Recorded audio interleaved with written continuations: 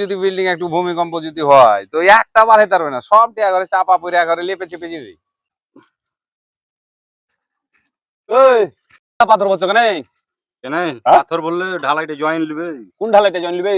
ঢালাই করবো না বক্স ফিটিং করে, হ্যাঁ তখন ঢালাইটা জয়েন লিবে, কামড়ে ধরবে একদম।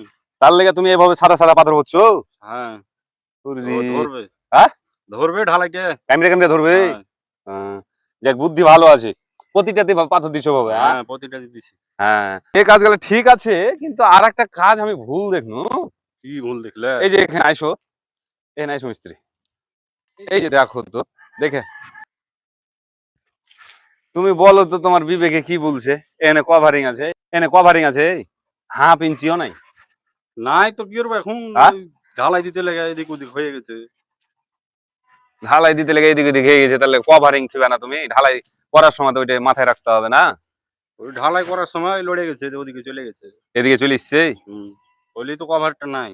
কত কথা বলছো, তো কিং মারা চাইলে ভালো ছিল নাকি? কিং মারা সব থেকে খারাপ জানো, রডে ও ভিতর থেকে লড়ে যাবে।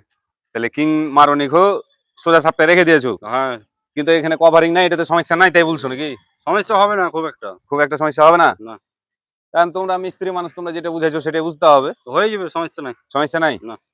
আর এই 12 রড দিয়ে এই দোতলা তিনতলা বাড়ি, তিনতলা লাই দোতলা হবে।